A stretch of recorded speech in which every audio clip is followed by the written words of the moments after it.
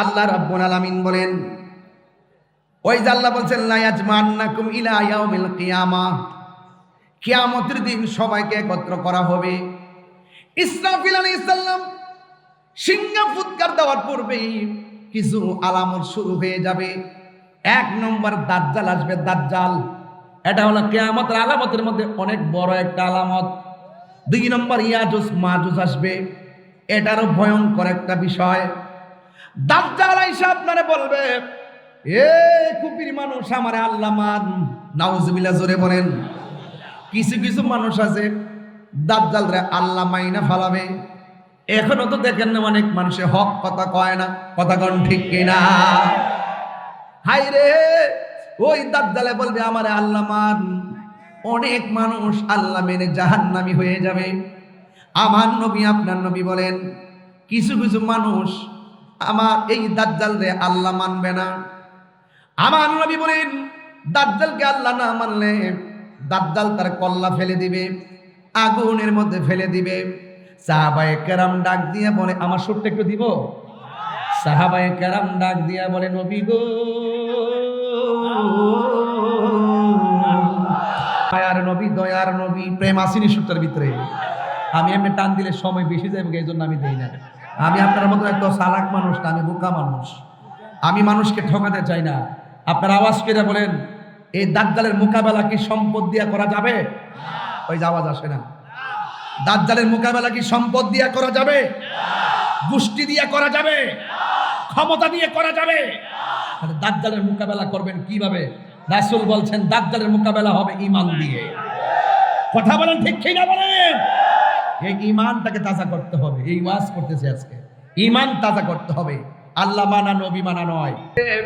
যত মানুষ আছে, কেউ আগে মরছে, কেউ পরে মরছে। সৃষ্টির শুরু থেকে যত মানুষ কবরের মধ্যে পড়ে আছে, সব কবরের লাশগুলো বের করে দেওয়া হবে। এটা হলো একটা তাফসীর। আরেকটা তাফসীরের মধ্যে এসেছে, আল্লাহ রাব্বুল আলামিন কোরআনের মধ্যে বলে দিয়েছেন, ওয়া আখরাজাতিল আরদু আসফালাহা, জমিন তার বোঝাসমূহ বের করে দিবে। আরেকটা তাফসীরের মধ্যে পড়লাম, লেখা আছে জমিনের নিচে কয়লার খনি আছে, জমিনের নিচে গ্যাসের খনি আছে, জমিনের নিচে তেলের খনি আছে। কিয়ামতের পূর্বে এই খনিগুলো বের হয়ে যাবে। মানুষ স্মরণের জন্য, মানুষ স্মরণের জন্য কত পাগল। যখন দেখবে আসমানটা কাঁপতেছে, যখন দেখবে জমিনটা নাচতেছে, মানুষ স্বর্ণের লোভ করবে না। সেই দিন মানুষ কয়লার লোভ করবে না, মানুষ কোনো কিছু লোভ করবে না। আল্লাহ রাব্বুল আলামিন কোরআনের মধ্যে বলেছেন, ওয়াল জিবালা আওতাদা, ওয়াল জিবালা আওতাদা। আল্লাহ রাব্বুল আলামিন কোরআনের মধ্যে বলে দিয়েছেন যে এই দুনিয়ার জমিন অনেক পাহাড় আছে, এই পাহাড়গুলো দিয়ে আমরা আল্লাহ জমিনটারে পেরেক মারছে।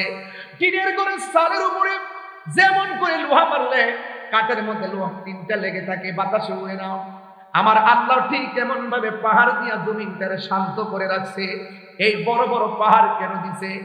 আপনি মনে মনে ভাবতেছেন এই পাহাড় আমরা বাড়ি বানাইতে পারি না, এই পাহাড়ে আমরা ঘর বানাইতে পারি না, তো বড় বড় পাহাড় আল্লাহ কেন দিছে?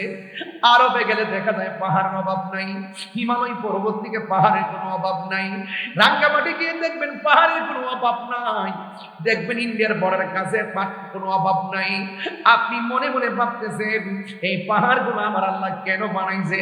না না, আল্লাহর কোরআন বলতেছে ওয়াল জিবালা আওতাদা, আমি আল্লাহ পাহাড় দিয়া জমিনটারে পেরেক মারছি, এই জন্য জমিনটা নড়তে পারে না।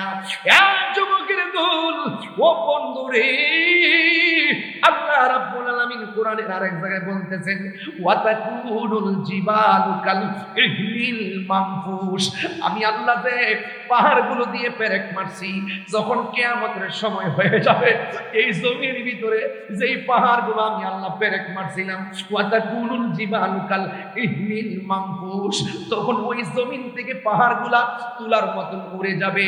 যে আল্লাহ পাহাড় দিয়ে জমিনটারে পেরেক মারছে, ঘরের টিনের ঘরের উপরে যদি স্ক্রুপটা না থাকে, বাতাস আসলে টিনটা থাকে না, উড়ে যায়। আর জোরে কোন কি হয়ে যায়? তাই ঠিক এমন ভাবে পাহাড়গুলো যে আমার আল্লাহ বানাইছে, পাহাড়গুলা যখন উড়ে যাবে, জমিন কি শান্ত থাকবে না অশান্ত হয়ে যাবে?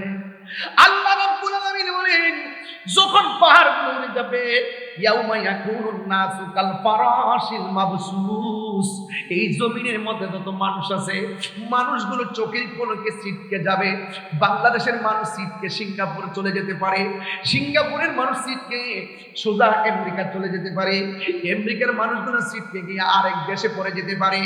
সেকেন্ডের ভিতরে যখন কিয়ামতের আলামত শুরু হয়ে যাবে, এই লন্ডভন্ড হয়ে যাওয়ার পর মানুষগুলো আপনজন থেকে ছিটকে যাবে, মানুষগুলো কেউ কাউকে খোঁজ খবর রাখতে পারবে না। ও বন্ধুরে, আমার নবী বলেন এইগুলাও কিয়ামতের আলামত, এইগুলাও কিয়ামতের আলামত। এই জন্য আমার আল্লাহ রাব্বুল আলামিন বলতেছেন, আল্লাহ রাব্বুল আলামিন বলতেছেন ওয়া আখরাজাতিল আরদু আসফালাহা, জমিন তার বোঝা সমূহ বের করে দিবে। ওয়া ক্বালাল ইনসানু মা লাহা, আর বড় করে বলেন আল্লাহু আকবার। জমিনের মালিক কে? আসমানের মালিক কে? আল্লাহ বলেন ওয়াইদাল কুবুরু বুসিরাত, ওই নিচের মানুষগুলোকে বের করে দেওয়া হবে। যুবকের দল ওয়াজটা বাড়িতে নিয়ে যাবেন, নেওয়ার পরে ঘুমায় ঘুমায় চিন্তা করবেন আমি কি বলে গেলাম। এই জন্য যুবক, আমি ডানে বামে যাব না, সোজা আলোচনায় ঢুকে গেলাম। যে এইভাবে মনোযোগ দিয়ে বসে গেছেন, নিঃসন্দেহে কোরআনটা আপনাদের হৃদয়ের ভিতরে নাড়া দিতেছে, কোরআনটা হৃদয়ের ভিতরে টাচ করতেছে। এই জন্য যুবক, ওই জমিনের ভিতরে আমার নবী আপনার নবী বলেন পাহাড় উড়ে যাবে, মানুষগুলো ছিটকে যাবে। ওই সময়ের ভিতরে কিছু কিছু মহিলারা প্রেগন্যান্সি থাকবে। কিয়ামতের ভয়াবহতা বুঝাইতে যায় আমার নবী বলতেছে যখন জমিনটা লন্ডভন্ড হবে, আল্লাহু আকবার বলেন না কেন, যখন জমিনটা লন্ডভন্ড হয়ে যাবে, আসমানটা ছিদ্র হয়ে পড়বে আর জমিনটা নাচতে থাকবে, আমার নবী এই ভয়াবহতা বুঝাইতে যাইয়া বলতেছেন ওই মুহূর্তে কিছু কিছু মহিলার প্রেগন্যান্সি হবে। পেটের ভিতরে, কাহারো পেটের ভিতরে 5 মাসের বাচ্চা, কাহারো পেটের ভিতরে 6 মাসের বাচ্চা, কাহারো পেটের ভিতরে 8 মাসের বাচ্চা। ও আমার বগুড়ার মানুষ পায়ে দিলে গুলে দিয়া যায়। তাহিরি যদি 1 সেকেন্ডের জন্য ভালোবেসে থাকেন, আজকে যাই মা পায়ে দিলে মাপ চাইবেন, বাবার পায়ে দিলে মাপ চাইবেন। এই দুইটা মানুষের কান্দাইলে নবী পাওয়া যাবে না রে। আমার নবীজি হাদিস শরীফে 3 বার মার কথা বলছেন, 1 বার বাবার কথা বলছেন, আর 1 বার আত্মীয়ের কথা বলেছেন। যুবক, কোরআনের মধ্যে এসেছে ওয়াহানানা আলা ওয়াহানিন, এই পৃথিবীর মধ্যে একটা মানুষ কষ্টের পর কষ্ট স্বীকার করে, ওই মানুষটার নাম হলো জনম দুঃখিনী মা। ওই মানুষটারে কোনোদিন কষ্ট দিবেন না। ও বন্ধু রে, ও বন্ধু, মাকে ভালোবাসলে মা যখন আপনার জন্য দোয়া করবে, আল্লাহ রাব্বুল আলামিন আপনাকে ওলি বানায়া দিবে। মা যদি বদদুয়া দেয়, আপনার জীবন ধ্বংস হয়ে যাবে। এত হাজার হাজার মানুষ, 30-40 হাজার মানুষ যারা আপনারা আজকে ওয়াজ শুনতেছেন, আমি কথায় একটাই বইলা দিয়া যায়, মা রাজি থাকলে আমার আল্লাহ রাজি থাকে। কথা বলেন না কেন, ঠিক কিনা? মার শীতের দিন টিনের ঘরের মধ্যে ফালাইয়া, সোনের ঘরের মধ্যে ফালাইয়া, মাটির ঘরের মধ্যে ফালাইয়া, এমন অনেক তথ্য আমার কাছে আছে। মা নিজের শাড়ি কাপড় দিয়ে কুয়াশার মধ্যে ঘরে পড়ে থাকে, আর বউ নিয়ে ছেলে ওই বিল্ডিং ঘরের ভিতরে কম্বল নিয়ে ঘুমায়। এমন সংসার কি আপনার হয়? মনে রাখবেন, আপনি কম্বল নিয়ে ঘুমাইলেন না, সারাটা রাত আপনি লানত নিয়ে ঘুমাইলেন। কথা বলেন ঠিক কিনা? আমার নবী, আপনার নবী রাহমাতুল লিল আলামিন বলেন এই মুহূর্তে জমিনটা যখন কেঁপে উঠবে রে, ওই মুহূর্তে আমার নবী আপনার নবী বলেন কোন মহিলা থাকবে 3 মাসের গর্ভবতী, কেউ থাকবে 5 মাসের গর্ভবতী। জমিনটা এমন একটা নাড়া মারবে, 3 মাসের বাচ্চাটা অটোমেটিক ডেলিভারি হইয়া রক্তাক্ত হইয়া ঘরটা রক্তে ভেসে যাবে। 5 মাসের বাচ্চাটা জমিনের কম্পনের কারণে বের হয়ে যাবে। 6 মাসের বাচ্চাটা জমিন কম্পনের কারণে বের হয়ে যাবে। আল্লাহ বলছেন ইজা জুলজিলাতিল আরদু জিলজালাহা, ও বন্ধু, জমিন যখন তার কম্পনে প্রকম্পিত হবে, ওই মুহূর্তে বাচ্চা যখন পড়ে যাবে, স্বামী বলবে ওয়াকালাল ইনসানু মা লাহা, কি হইল কি হইল? সন্তান বলবে ওয়াকালাল ইনসানু মা লাহা, কি হইল কি হইল? স্বামী বলবে আমার স্ত্রীর নিচ দিয়ে রক্ত ঝরে কেন? সন্তান বলবে আমার মায়ের নিচ দিয়ে রক্ত ঝরে কেন? ও বন্ধুরে, ওই সময় মায়ের পেট থেকে সন্তানটাই এমন ভাবে বের হবে, এই প্রসবের ব্যথাতে কত কষ্ট। বিএনসি যারা করে হসপিটালে যাইয়া মারে জিগাইবা কেমন কষ্ট, হোক না 3 মাসের বাচ্চা হোক 4 মাসের বাচ্চা, বিএনসি করার সময় জিগাইবা কেমন কষ্ট। আবার মা যখন 10 মাস 10 দিন গর্ভে রেখা তোমাকে প্রসব করবে, এমন খবর পাওয়া যায় খুবই গ্রামে। সন্তান সন্তান সন্তান ভূমিষ্ঠ হওয়ার পর মা আর হাসে না, সন্তান ভূমিষ্ঠ হওয়ার পর মার পেট আর লড়ে না, সন্তান ভূমিষ্ঠ হওয়ার পর মার টুট লড়ে না, সন্তান ভূমিষ্ঠ হওয়ার পর মার চোখ আর খুলে না। খুবই গ্রামে, সোনারাই গ্রামে এমন খবর পাওয়া যায় সন্তানটা বেঁচে আছে, ডেলিভারিতে সন্তানের মা চিরবিদায় হয়ে গেছে, এমন তত্ত্ব সমাজে আছে না? না, আল্লাহর হাবিব বলেন, কোন মহিলা যদি ডেলিভারি কেসে মারা যায়, আল্লাহ রাব্বুল আলামিন ওই মহিলাটাকে শহীদের মর্যাদা দান করে দেয়। জোরে জোরে কি আল্লাহু আকবার বলা যাবে না? ও বন্ধু, কি ভাষায় ওয়াজ করব? আমি তাহিরিকে যদি 1 মিনিটের জন্য ভালোবাসা থাকেন, আমি আপনার পায়ে ধরে বলে দিয়ে যাব, জীবনে কোনোদিন কয়েকটা মানুষকে চোখের পানি ফালায় কান্দাবেন না। একটা হলো উস্তাদ, আরেকটা হলো মা বাপ। উস্তাদকে কোনোদিন কষ্ট দিবেন না, উস্তাদকে কখনোদিন কষ্ট দিবেন না। একটা অক্ষর যে পড়াইছে তাকে কোনোদিন কষ্ট দিবেন না, আর মা বাপকে কোনোদিন কষ্ট দিবেন না। মা বাপে দোয়া করলে ওলি হয়, মা বাপে দোয়া বদদোয়া দিলে ধ্বংস হয়ে যায়। তাই তো আমার নবী, আপনার নবী রাহমাতুল লিল আলামিন একটা গুরুস্থানে গেছে। বলবনি রে বাবাজান, একটু বইলে দিয়া যায়। আমার নবী, আপনার নবী একদিন গুরুস্থানে গেছে। ওয়াজটা কোথায় রাখছি মনে রাখবেন, কোরআনটা আমার হাতে আছে, কোনো আয়াত না ইনশাআল্লাহ বাদ দিব না, সব বলে দিয়ে যাব। আমার নবী, আপনার নবী গুরুস্থানের মধ্যে গেল। আপনারা সবাই জবানটা খুলে কোন, কবরটা কি আসল ঘর না নকল ঘর? আর জোরে ঘর না আসল ঘর না নকল ঘর? আমার আল্লাহ রাব্বুল আলামিন কোরআনে বলেন, ওয়া মা ইয়াস্তাবিল আহইয়া ওয়ালাল আমওয়াত। কবরের উপরে আর কবরের নিচের মানুষ এক না। উপরের মানুষগুলো চাইলে হাইটা কপি থেকে বগুড়া চলে যাবে, কিন্তু ওই কপি গ্রামের গুরুস্থানের ভিতরে যারা মাটিতে শুয়ে আছে তারা চাইলেই হেঁটে আসতে পারবে না। এই জন্য আল্লাহ বলেন, ওয়া মা ইয়াস্তাবিল আহইয়া ওয়ালাল আমওয়াত। যারা উপরে আর যারা জিন্দা, যারা মুর্দা, এরা কোনোদিন এক হতে পারে না। ইন্নাল্লাহা ইউসমিউ মান ইয়াশা। নিশ্চয়ই আল্লাহ যারা ইচ্ছা করে ওই কবরের মানুষটা সুখে কিনা দুঃখে আছে সব দেখার ক্ষমতা আছে না নাই? আমার নবী রাহমাতুল লিল আলামিন তিনি চলে গেছে গুরুস্থানে। আল্লাহু আকবার বলেন না? গুরুস্থানে যাইয়া যেই কবরটার দিকে তাকায়, ওই কবরের দিকে তাকায় মুস্কি হাসি মারে। আর একটা কবরের মধ্যে তাকায়, আমার নবী একটা মুস্কি হাসি মারে। এমন ভাবে সব কবরে তাকাইছে, আমার নবী একটা মুস্কি হাসি দিলেন। কিন্তু একটা কবরের কাছে যাইয়া নবী চোখের পানি বরং ছেড়ে ছেড়ে কাঁদতেছেন। সাহাবীরা ডাক দিয়া বলে, ইয়া রাসূলুল্লাহ, নবী গো, মায়ার নবীজি গুরুস্থানের মধ্যে আসলেন, সব কবর দেখে আপনি হাসলেন, একটা কবর দেখে কেন চোখের পানি ফালায় কাঁদলেন? আমার নবী, আপনার নবী বলে, সাহাবী, আমি নবী যাহা দেখি তোমরা তা দেখো না। আল্লাহ কুরআনের মধ্যে বলছেন, ইন্নাল্লাহা ইউসমিউ মান ইয়াশা। নিশ্চয়ই আল্লাহ রাব্বুল আলামিন যাকে ইচ্ছা করে ওই কবরের আযাব দেখার ক্ষমতা দান করে। আপনারা জবান খুলে বলুন, আমার নবী দেখার ক্ষমতা আছে না নাই? আমার নবীকে সেই ক্ষমতা দিয়েছে কে? ও বন্ধু, আমার নবী, আপনার নবী সাহাবায়ে কেরামকে ডাক দিয়ে বলে, ও সাহাবীরা রে, তাড়াতাড়ি বাজারে যাও, বাজারে যাইয়া সবাই এলান করে দেয়, এই গুরুস্থানের মধ্যে যত মানুষ দাফন করা হয়েছে, গুরুস্থানের মধ্যে যত মানুষ দাফন করা হয়েছে, সব পরিবার যেন যার যার আত্মীয়ের কবর পাশে এসে দাঁড়াই। এবার আমার নবীর এলান মোতাবেক সবাই প্রতিদিন আপনজনদের কবরের পারে দাঁড়ায় গেছে। আর সাহাবায়ে কেরাম আর আমার নবীজি অপেক্ষা করতেছেন যে এই কবর দিকে তাকায় আমার নবী কাঁদলেন। এই কবরের বরাবর কে আয়েশা দাঁড়ায়, হঠাৎ করে তাকায়া দেখে ওই কবরের পারে একজন লোক এসেছে, যার নাম হলো একটা মহিলা, বুড়ো একটা মহিলা লাঠি হাতে নিয়ে কবরের পারে দাঁড়াইছে। আমার নবী ডাক দিয়ে কই, মা, ও মা, আপনি কবরের মধ্যে দাঁড়াইলেন, এই কবরবাসী আপনার কি লাগে? ওই মহিলা কই, এটা আমার সন্তান লাগে। এবার আমার নবী ডাক দিয়ে বলে, মা গো, আপনার সন্তান কবরে কেমন আছে জানেননি?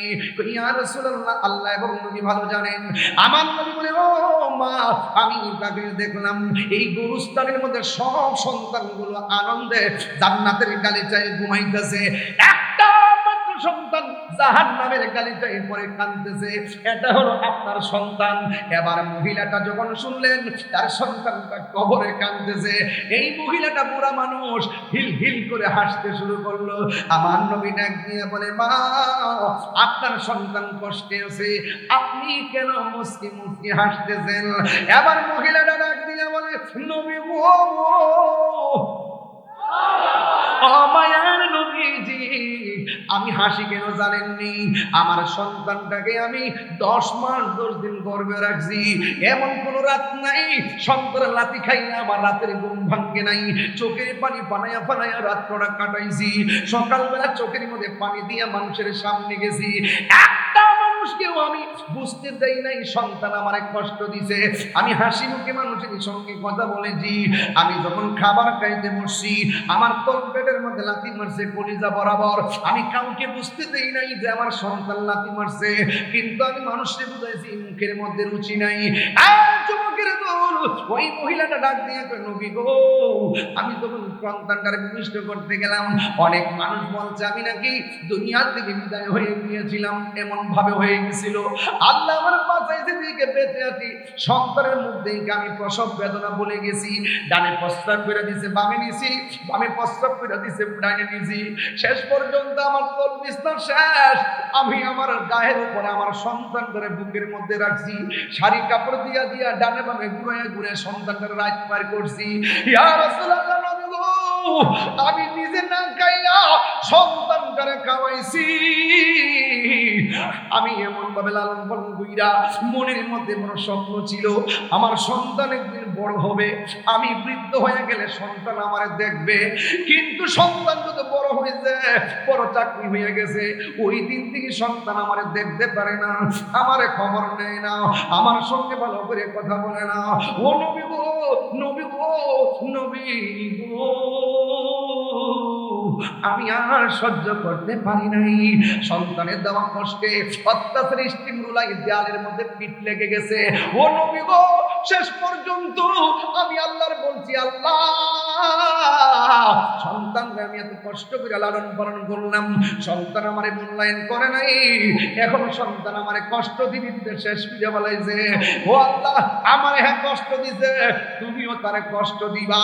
এই কথা বলার পরে মহিলাটা ডাক দিয়ে কয়, ইয়া রাসূলুল্লাহ, নবী গো, আমার সন্তান আমারে কষ্ট দিছে, এই জন্য আমি বদদুয়া দিছি, আল্লাহ যে আমার মতন পাগলের বদদুয়াটা কবুল করছে, আল্লাহ যে আমার দিকে ফিরে তাকাইছে, এই জন্য আমি আনন্দে হাসতেছি।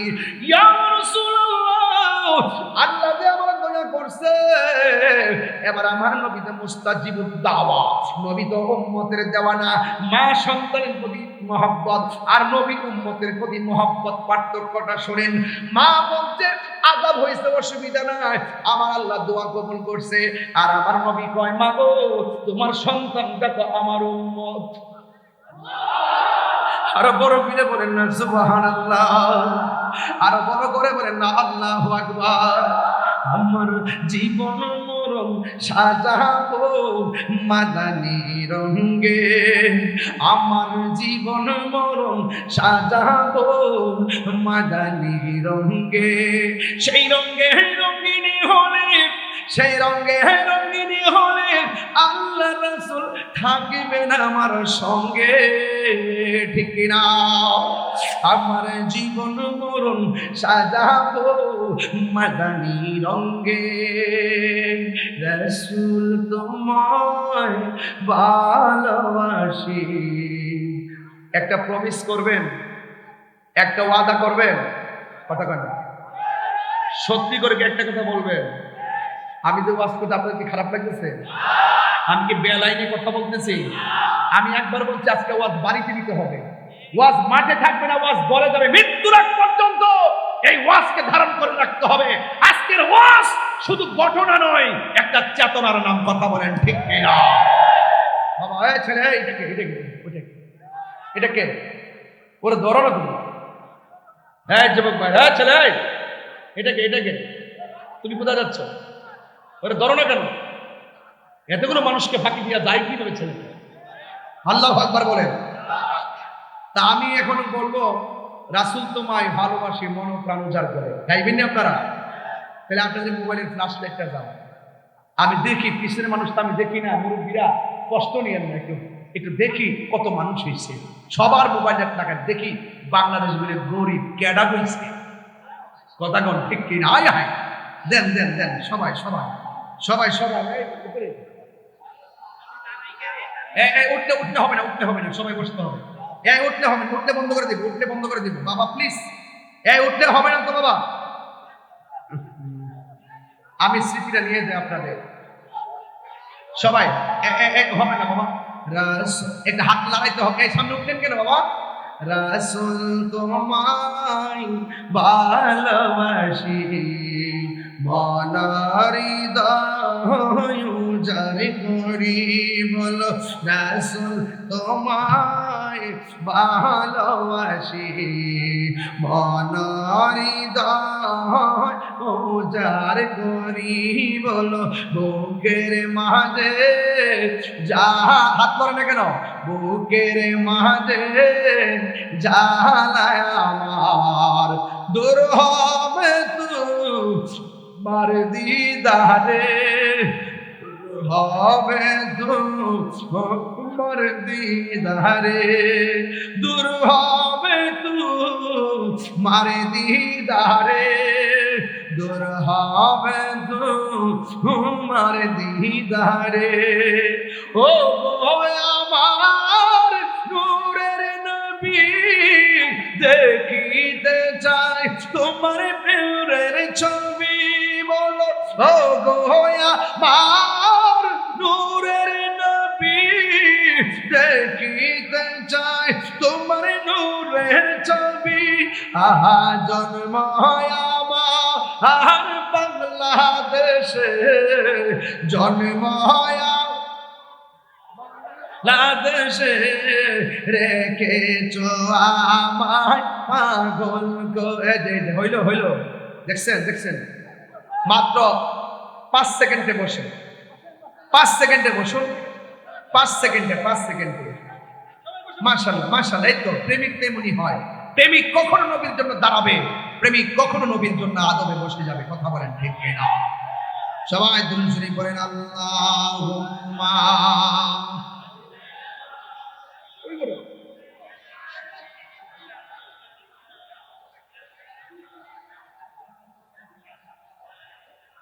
ওয়া আলা আলি সাইয়্যিদিনা। সবাই মুহাব্বতে বলেন আল্লাহু আকবার, আর দয়া সরে করেন না আল্লাহু আকবার। এর মুহাব্বতে জিকির করেন আল্লাহ আল্লাহ আল্লাহ আল্লাহ আল্লাহ আল্লাহ আল্লাহ আল্লাহ।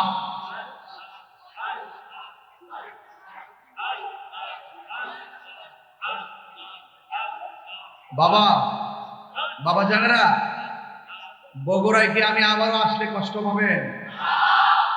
আমার কাছে আজকে 9টা দাওয়াত আইছে। কয়টা? কিন্তু আমি 27 সালে পারবো, তবে দিনের বেলা যদি হয় আবারও চেষ্টা করবো ইনশাআল্লাহ। তবে আওয়াজ করে বলেন, আমরা মা বাবার খেদমত চাই কি চাই না? আমার পাশে কাইকুমুর সাহেব বসে আছে, ওয়াজের লাইনটা ওলামায়ে কেরাম বুঝতেছেন, কথা বলেন ঠিক কি না? এই জন্য অনুরোধ করে বলবো, এই পৃথিবী কি থাকবে না শেষ হয়ে যাবে? আর এই পৃথিবীতে শেষ হবে, আমার জীবনটা তো শেষ হয়ে যাবে, নাকি থাকবে? আজকে হাজার হাজার মানুষ আমার ওয়াজ শুনতে আসছেন, আমি যখন মরে যাব এই মাহফিল আমার জন্য থেমে থাকবে না, আরেকজন ওয়াইজিন আসবে, কথা বলেন ঠিক কি না? এই জন্য সবাই মহব্বতে বলেন আল্লাহু আকবার, মহব্বতে বলেন ইয়া রাসূলুল্লাহ। এবার নবী জিজ্ঞেস করে, মা, আল্লাহ আকবার বলে গেল, মা তুমি আমার আগে যেও না গহরে। আজকে মা বেঁচে আছে দেখে নবী একটা নাজাতের উসিলা বানাইতেছে, কথা কোন ঠিক কি না? যদি মা যদি সন্তান আগে মারা যাইতো আর সন্তান যদি মাকে কষ্ট দিত, তাহলে উপায়টা কি হইতো? আল্লাহর হাবিব বলেন, একদম নীরব, আল্লাহর হাবিব বলেন, ও মা, আপনার সন্তান জাহান্নামের বিছানার মধ্যে গড়াইতেছি, আপনি কেন হাসতেছেন? কয়, আল্লাহ যে আমার বদদুয়াটা আমার প্রতি হাসান করে কবুল করেছেন, এই জন্য আমি আনন্দে হাসতেছি। আমার নবী তো উম্মতের দেওয়ানা, আমার নবী আপনার নবী রহমাতুল লিল আলামিন। আমার আল্লাহরে ডাক দিয়ে বলে, আল্লাহ, ও বগুড়ার বাবা, ও আমার সোনারায়ের বাবা, ও কপিগ্রামের বাবা, দিলটা নরম করে বলুন না আল্লাহ, আরো মায়া সুরে কন্যা আল্লাহ।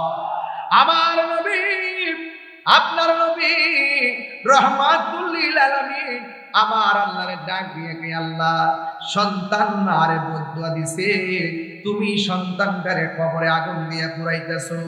যে বদদুয়া দিছে সেই মা সন্তানের কবরের পারে সন্তানের কষ্টের কথা শুননা অভ্রুক্ষেপ না কইরা এই মা তোমার শুকরিয়া আদায় করলো গো আল্লাহ। আমি নবী আমার উম্মতের জন্য একটা কথা তোমার কাছে ফরিয়াদ করি, এই কবরের উপরে ছানিটা তুমি সরাইয়া দাও, এই মহিলাটারে সন্তানের কবরের আযাবটা একটু দেখাইয়া দেন। আমার নবী হলো মুস্তাজিবুদ দাওয়া, নবী যদি বলে আল্লাহ দাও, আমার আল্লাহ দিবেন। নবী যদি বলে আল্লাহ ধ্বংস করে দাও, আমার আল্লাহ ধ্বংস করে দিবেন। নবী যদি বলে আল্লাহ আমার উম্মতকে জান্নাত দিয়া দাও, আমার আল্লাহ জান্নাত দিয়ে দিবে।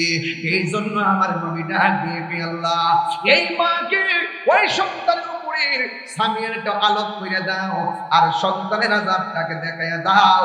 যেই মাত্র এই কথাটা বলল, সাথে সাথে ওই কবরের উপরে ছানি সরাইয়া দিছে, আর মা দুঃখিনী তাকায়া দেখতেছে সন্তানটা কবরের ভিতরে জাহান্নামের গালিচার ভিতরে কাঁদতেছে আর নাচতেছে। এমন বিকট আওয়াজ হইতেছে, বাঁচাও বাঁচাও বাঁচাও, আর পারি না গো আল্লাহ। এই কথা বলে বলে কাঁদতেছে।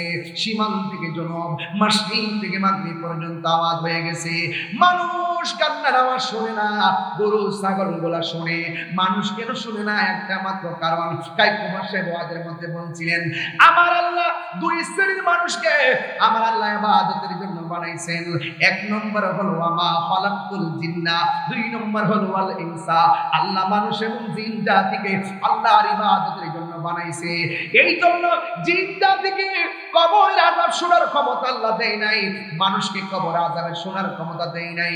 সাহাবীরা ডাক দিয়ে বলে, নবী গো, এই আওয়াজ যদি শুনতো তাহলে কি হইতো? আমার নবী বলে, উম্মত, কবরের কান্নার আওয়াজ যদি মানুষের কানের মধ্যে লাগতো, এই মানুষের কানের পর্দা ফেটে দিত, সাথে সাথে মানুষগুলো মারা যাইত। এই জন্য মানুষ কবরের আযাবের আওয়াজ শুনে না। এই মাত্র আল্লাহ কবর আযাবের উপরে সামিয়ানাটা সরাইয়া ওই মাকে কবর আযাবটা দেখাইয়া দিল। এখন মা তো মা, হাজার কষ্ট দিল, মারে একবার মা কইয়া ডাক দিলে মা কষ্টের কথা মনে রাখে না। এই পৃথিবীর মধ্যে একটা মানুষ হাজার হাজার ব্যথা সেকেন্ডের মধ্যে ভুলে যাই। এই মানুষটা বলো, মা মাগো, তোমার মতো লই না কে আমায় কুলে টানি মাগো, তোমার মতো লয় না কেহ, আমায় কুলে টানি আঁচল দিয়ে মুছে নাকি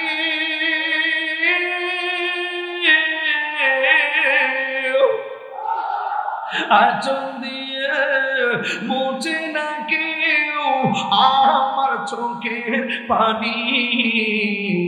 হায়রে মা জননী আমার, হায়রে মা জননী, হায়রে মা জননী আমার, হায়রে মা জননী। আমি গুনাহগার আব্বারে হারাইছি, 6 মাস 6 বছর হয়ে গেছে। জীবনে কত বাবার চেহারা দেখছি, আমার বাবার মতো লাগে না। এই পৃথিবীর বাবা এমন একটা বট গাছের বাজার, ওয়াশটা করে দিয়ে যায়, নিঃশ্বাসের কোনো বিশ্বাস নাই।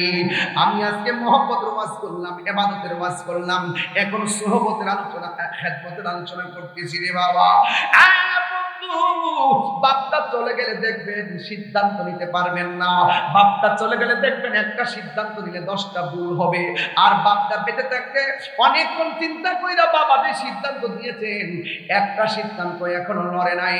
কারণ মুরব্বীটাও শিক্ষিত বাবা হলো, এই বাবার মূল্য সন্তানের কাছে কম না বেশি?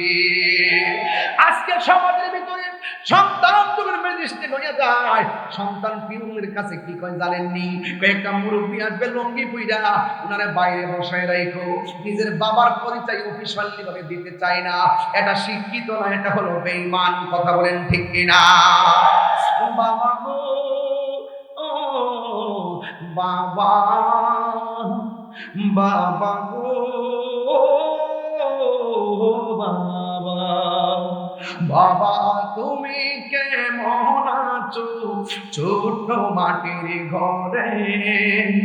তোমার কথারি দই মাঝে পড়ছে বারে বারে। বাবা গো বাবা, বাবা গো বাবা, কত আদরে কত স্নেহ তোমার কাছে পেলাম, সব কিছু হারিয়ে আজকে নিঃস্ব হয়ে গেলাম। কত আদরে কত স্নেহ তোমার কাছে পেলাম, সব কিছু হারিয়ে আজকে নিঃস্ব হয়ে গেলাম। ভালোবাসি তোমায় বাবা, বুকটা যে যাইছি রে। ভালোবাসি তোমায় বাবা, বুকটা যে যাইছি রে।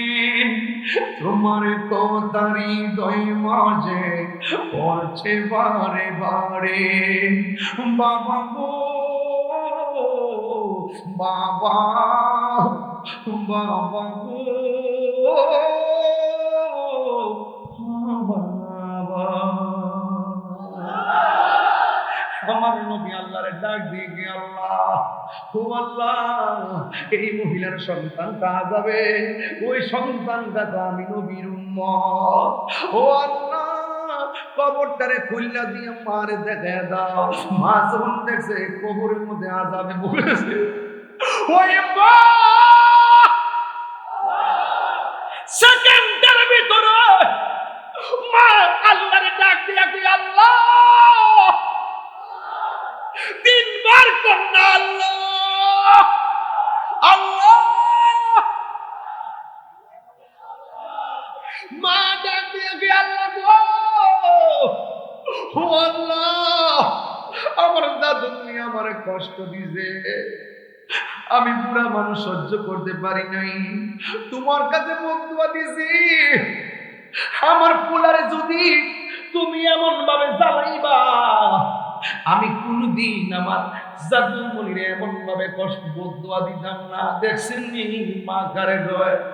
নবী আমার ডাক দিয়ে কি, আল্লাহ ও আল্লাহ, মা যেহেতু সন্তানরে ক্ষমা করে দিছে, আল্লাহ মেহেরবানি করে আমি নবীর সুপারিশ করি, হে রাসূল তোমায় ভালোবাসি,